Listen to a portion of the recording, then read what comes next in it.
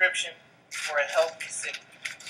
Please join with me in welcoming to the podium Dr. Walsh.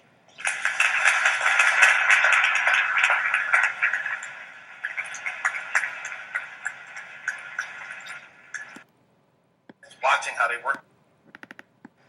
I want to say that the city council has actually helped me to really strengthen.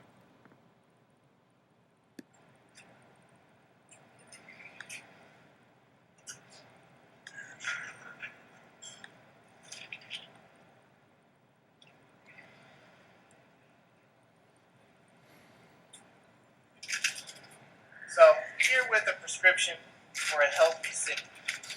Please join with me in welcoming to the podium Dr. Walsh.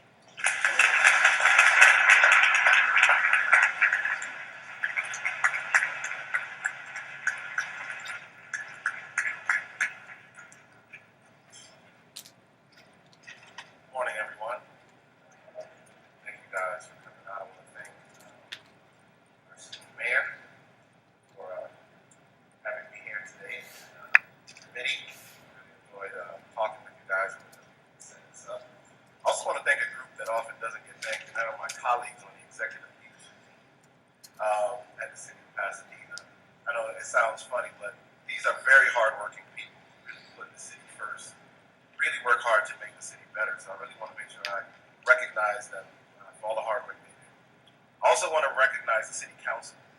I want to say that the city council has actually helped me to really strengthen my belief in American democracy, and it's watching how they work together to make things happen and to really do what's best for the city. Really has emboldened my passion for this country and what we do. I thank the city council as well for all the hard work they put in. With that said, we're going to get into our talk. And I was given this topic, the prescription for a healthy city, but I like the topic because I want to take us somewhere with this. And I'm going to start off in the book of Luke, the 19th chapter. Don't worry, this is not a sermon. But, you know, a little Bible at a prayer breakfast probably doesn't hurt. In Luke 19, the 41st verse, the Bible is speaking of Jesus, and it says, when he approached Jerusalem, he saw the city, and known in this day, even you, the things which make for peace. But now they have been hidden from your eyes.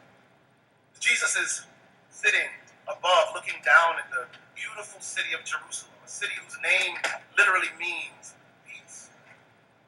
As he looks at the city and he realizes what is to come upon the city, like most cities in world history, Jerusalem really is no different, except that it is a holy city by three of the major religions in the world. He looks down and he recognizes that peace has left the city. It's occupied at this time by the Roman Empire, and Rome eventually is going to fight the uprisings that continue to happen in Jerusalem. And as he looks at the city, he weeps. And there are only 2 times in the Bible that Jesus is recorded to have wept. This is one of them. And the other time, of course, is outside of the tomb of Lazarus. He can't stand the pain, and as he, in his prophetic eye, looks down through history and sees all of the suffering that would come to earth, and what makes for a healthy city? Well, there are a lot of things that we do, and Forbes produces a list of healthy cities, and they use some of these things to predict it. And Washington, D.C. has won 2 years in a row, and in 2010, Washington, D.C. dropped down to number 2, and Minneapolis, Minnesota jumped up to number 1. There's a picture here, and some of the things that they say make for a healthy city are open spaces, walking and biking trails, the health of individuals, quality healthcare services, access to fresh fruits and vegetables. Low smoking rates are very important. Low rates of certain diseases. All of these things are factored in, and they come up with these lists, and they say these are the healthiest cities in America. And of course, all of these things are critically important. And in fact, I love this city because the city has most of these things in place.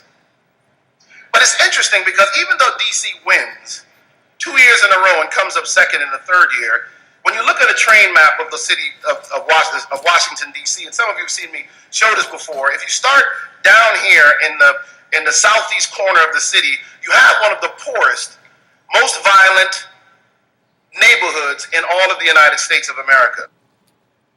Most prosperous neighborhoods in America as you travel out to Maryland. For every mile you travel. In fact, the average suburbanite near the Shady Grove station will live 20 years longer than the typical city dweller around Capitol Heights.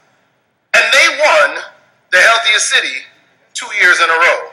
You see, because when we gauge health, sometimes we focus on things that seem to make a lot of sense, but being truly healthy is so much deeper than what your hemoglobin A1C is. Has a lot more to do with the average blood pressure of a city. And what I really want to bring to you is the next dimension in health. Where do you go to get beyond simply the rigors of numbers? And at the University of Miami in medical school, they taught me that you don't treat numbers, you treat patients. People run up to me all the time. So one of the bad things about people knowing I'm a doctor in the city is I literally will be out to eat somewhere and someone will sit next to me and say, you know, my cholesterol was checked and it's 300.